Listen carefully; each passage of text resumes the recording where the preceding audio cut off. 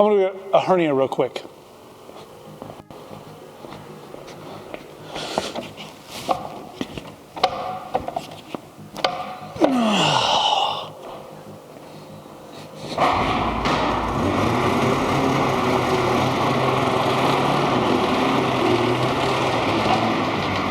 Wow, he really took that far. Thank you, Ocean Man. There are a lot of people, Polaris was telling me, that have purchased new snowmobiles this year. And with that, a lot of them are either first-time Polaris owners or first-time snowmobile owners. So today we're gonna talk about something I think is super crucial. I think it's highly, highly overlooked. Based off what I see in the parking lots and with some of our clientele. Clutch maintenance. For those of you that don't know, primary clutch, this is attached to your engine. Secondary clutch, this is attached to a jack shaft, which goes to a belt drive and or a chain case, depending on the model, which goes down to the drive shaft, which spins the track, and then you move. Kind of cool. Science or mechanical engineering. I don't know, I just work here. So first thing we gotta do is we're gonna take the belt off. That's what this sweet handy dandy tool is right here. We call it, I don't even know what we call it. Secondary tool is what I call it. Man, I just ruined my millennial hoodie. Let's go like this. We're gonna go just like this. That goes in there. What this does is it pushes the clutch apart, so then you can get the belt off.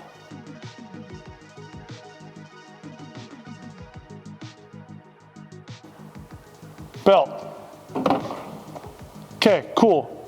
Now that that's off, a lot of times we soak this with a chemical called citral. It's just like a citrus-based cleaner. I'm sure you could use Simple Green. There's all sorts of stuff you can use, but with citral it doesn't leave a film. So that's what we really like to use. And I will go grab some of that because I didn't plan ahead because this is not a staged deal and we're not that smart enough to think ahead. Unless Ocean Man's getting it. Ocean Man! Ocean Man, citral! Look at that product placement. We're gonna soak this thing. You can almost see it melt off. This stuff's great. You can see that. It's crazy. We do this quite often. We ride so much, we probably do it like once a week. You could probably do it, I don't know. Depends on how much you care about your snowmobile. But what do you think, Ocean Man? At least every 500 miles minimum? Maybe less than that. So I soak this thing and I just kind of let it sit. This one's dirty, but it's not super dirty. They get way worse than this. You can see all that belt dust and grime and crap in there.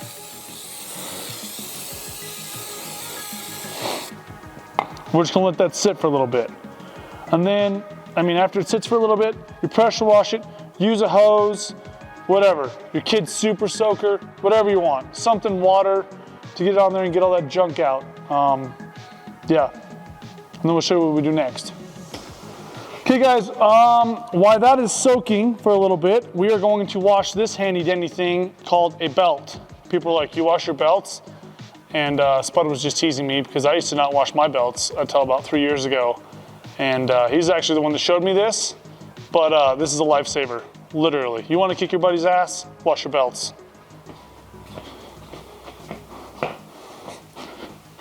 Shop sink. Our tool that's pretty beat up. You buy these at Family Dollar. We need a new one. You can also use a piece of Scotch-Brite, whatever you want. But Dawn dish soap, guys, that's what we use. I don't think it matters what scent, but we're into the apple, apparently. We got a couple of them, but it works pretty good.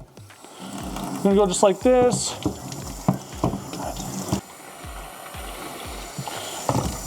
This helps a ton with belt life. And guys, there's no sense in cleaning your clutches and not cleaning your belt. Because if you clean your clutches and then you don't clean your belt, all of the junk, the belt dust and the oil and all that crap, look, you can see it melting off in the sink already with the dish soap. All the belt dust and all the junk that's on the belt just transfers right back onto your clutches. So it doesn't really make much sense to not do this. I don't scrub it like crazy. I just give it real quick. Because we usually wash like a dozen belts at a time, because we're doing all the sleds, the fleet or whatever. As you can see from the soap, The sides are really crucial. Like I said, I don't go crazy with it, but I just give her a nice little quick scrubbing. Scotch-Brite, we mainly use that, but the thing is beat up. We gotta go get some more. Once we started doing this, we dramatically, I don't know, our belt life just went way up. I think last year I don't think we went through a single belt. We may have worn out a couple belts. To my knowledge, we didn't blow a single one. Granted, Polaris's belts are way better than they used to be. Our motor mounts are way better than they used to be. So that all definitely is a factor, but I'm sure that's not all of it. I think our clutch maintenance program and belt cleaning has definitely helped us a ton. Then I also usually hit these windows real quick. Like I said, it's a little bit easier to do with that other handle, but you get the idea. I mean, you can definitely see some junk coming out of there. Okay, I just do that. I rinse it. You can tell helps quite a bit. And then just go like this, just like that.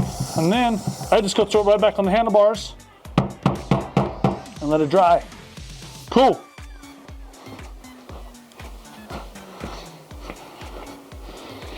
Toss it back on there. Let it hang out for a little bit. We'll start Scotch-Briting the clutches. These are definitely the most uncomfortable things I've ever worn, but Ocean Man's here and do whatever you want. He's upset. Do whatever you want, you're a winner. My mom says I'm great.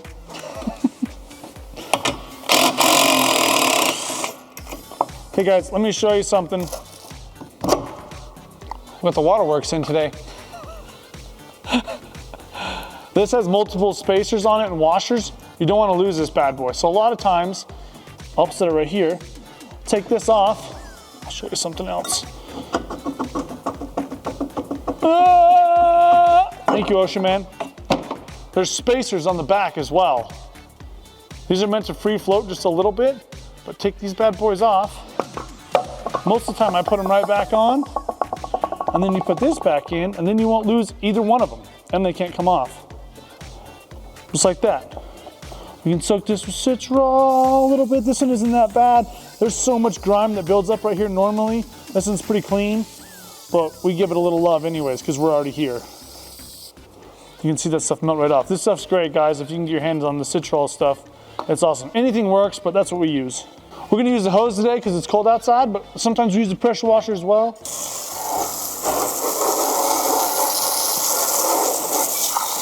Oh yeah.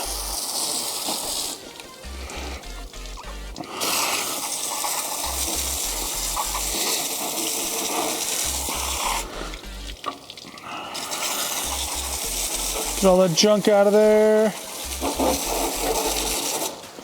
Cool. We'll go ahead, let that dry, then we'll show you what the next step will be. I got two hands. You got racing stripes. Ocean Man, let me drag that thing backwards. You push, I pull, you push. Whatever. Don't slip with your sweet new Air Jordans. Oh, I thought you would push. Are you? Oh. You're not even helping. I dip, you dip, we dip. We need a break. Our boss is mean. Scotch-Brite. Alcohol. Oh, yeah. Rubbing alcohol. Guys, I like to use red Scotch-Brite. Okay, don't worry about that little guy. I wasn't there this morning. It's here now. This is probably not the best way to clean your clutches. This is not the safest way to clean your clutches. Probably don't do it this way at home, but this is the way that I do it. So you make your own decisions. This is the way I do it. Been doing it a long time. Caught my knuckle once, shattered the primary. It was unbelievable. It's in the Smithsonian now. It's incredible. All right, this is the way I do it. Ocean Man. You forgot your glasses. Look. It's like a lathe. It's like a lathe. I'll do this side.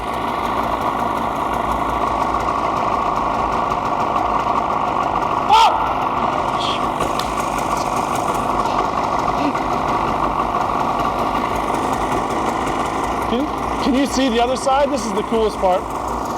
Can you see it? Good?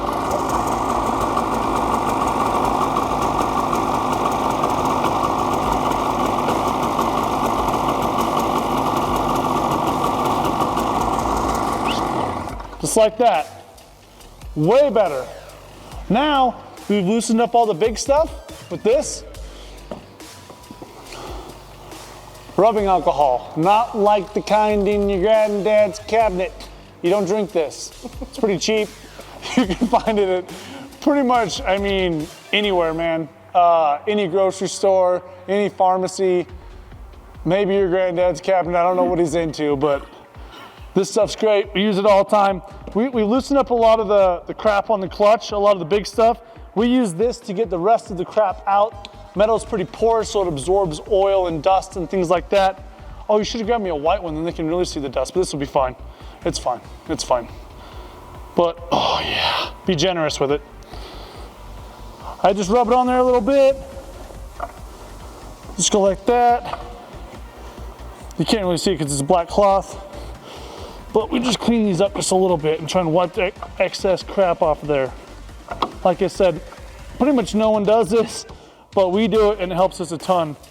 Looks 1,000 times better. I'm not worried about all that belt dust and stuff from the primary transferring on my clean belt, or the belt dust and stuff on my clean belt transferring back on my clean clutch. Now we'll do the secondary. 1, 2, primary, secondary. Who knew? Let me clean these. Scotch-Brite, buy it at any auto parts store on the planet, including my father's. Ding! Plug that in there. We use the red or the maroon or the brown or whatever color you're into. It's coral, it's salmon, no one really cares. It's this one. Part number 07447. I just go like this, I put it in my lap. Yeah, I ruin a lot of pairs of jeans. I don't really care. I just go like this. I turn it a little bit. I try and get a nice little cross hatch going so then it grabs the belt so I can kick Lars's ass, which is pretty common. I'm right here. So if you look, if the camera guy knows what he's doing, you can see the cross hatch in there a little bit, how they're overlapping. Can you see that? With the camera, yes. Just kidding. That helps grab your belt a lot better. Then I flip it over, same thing. On the other side. And you can do this as much as you want, guys. I'm just doing a brief little overview for you.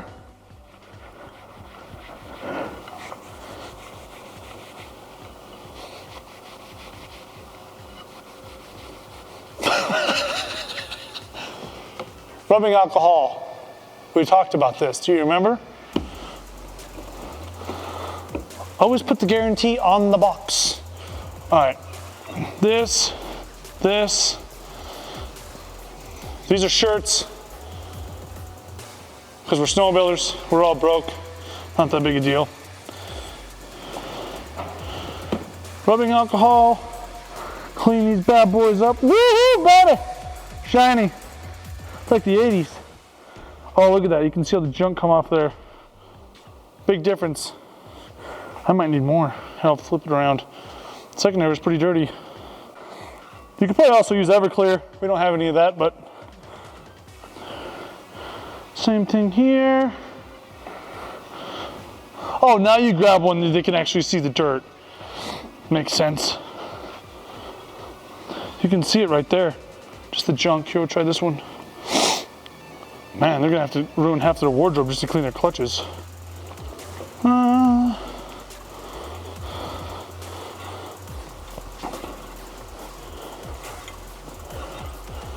There's that. Then we'll do this one more time. Bam! A lot better. Check it out. It's heavy, hurry. Neat! Take this. Gotta back this out just a little bit probably so I can get the thing back on there. Try and put this, when you put this back on, don't put it on like this because you can't get to the adjuster. Or like this. So just like that. Maybe if I can finagle this on here make it look halfway easy. It's not like I've only done this 17,000 times. Just like that. Bolt back in there. Put it on so you can read it. Some of us can't read. Put it on so your mom can read it. I don't know. Watch me put it on backwards. Probably did. Nope, money. I put the top on first, push it around. I just go just like this. I run this all the way out. Everyone does it different. This is the way I do it. I'm not saying this is the only way to do it. That conveniently catches that, which is pretty cool. And I push on the top of the belt and you just push it around. Guys, a lot of people leave this down here like this. If you do this, potentially you can slap the primary and burn like a groove in the belt. And the reason is right now, if it's like this, it's stuck in second or third gear and you're trying to move, okay? So make sure it's all the way back up to the top. I push it around and I just push on the bottom. Just like that. And it helps bring that to the outside of the sheaves. Okay, here's another thing. Can you see in there? Do you see how the top of the belt is even right with the... We need a light. With the clutch? We need to like get in there. Look at this production. That's probably an iPhone. So you see how the top of the belt is right even with the secondary? That is not good. It's too loose. It's too loose. So, yeah, right here how it comes in and it's even. It's too loose. See how I can easily move this? That's not good. You're gonna create a lot more belt heat like that. You're not gonna get max RPM like that. I mean, guys, you can probably get another 100 RPM just out of doing your belt deflection. And I'm gonna show you how to do that. It's with this little guy right here. When they say don't worry about this little guy, this is the little guy that you do worry about, okay? Oh man, I got stuff on my hands. All right, what you're gonna need is an 11 millimeter end wrench. That's what I use. And I don't know what size Allen, but I'm gonna tell you right now. This one. It's always the dirty one. Never steal the clean tools because no one ever uses them. You always steal the dirty ones. 1/8 inch Allen, okay? It's also busted, but we use our stuff. Okay, you go like this. You have to loosen the jam nut first. Righty, lefty, loosey, tighty. I'm just kidding. Lefty, loosey, it's like this, guys. If I tighten the set screw, okay? See, this is loose, the nut is loose. If I tighten the set screw like this, it is going to push the sheaves apart, which means the belt rides lower because the sheaves are farther apart, so the belt sinks. If I bring this out a little bit, okay, it's going to bring the sheaves in closer and the belt's going to ride higher, okay? Kind of our general rule of thumb for the most part, we want this bottom part of the lip right here, if you can see it, the bottom part of that lip right there, I want that pretty much even with the clutch here. That's kind of a general rule of thumb if I just quickly look at it. Or I want it as tight as possible without it pretty much squeaking, and you'll know what I mean. Or as tight as possible without it moving when I start it. Okay, so we're gonna go like this. We can leave that like that. We're gonna bring this up a little bit. I'm gonna tighten it a little bit. Oh, see I can barely move it? That's pretty good. We're gonna tighten it probably a little bit more. See, it's getting close there. I'm gonna go just a little bit more. So like that, I'm gonna go just like this. I'm gonna back this out to the left. And then guys, when you're done, you're gonna have to tighten that a little bit, okay? Don't crank on these or you will bust it. I've done it, it's not that much fun. So we're gonna try that and see where we are. Oh, it might be a little tight. Nope, just like this, I can barely move it. Just barely. That's about where I want it. Right there, pretty close to the bottom of the groove right there. It's pretty dang tight. I can barely move it, okay? That's pretty dang good. And part of the reason why I can barely move it is it's sticky right now. The belt's tacky, the clutches are clean, you're ready to go rip. Hopefully you got some good knowledge out of this. Yes, I do wear these every day. They're my regular safety glasses. I'm pretty sure they're not OSHA approved because when these were made in 1964, OSHA probably didn't exist. But that's beside the point. Clean clutches are your friend. Belt life's a lot better. Belt's a lot cooler. Don't forget about this little guy. This is your buddy. And hopefully you got some good information out of this. Until next time, OSHA man. You forgot your glasses here, bottom line.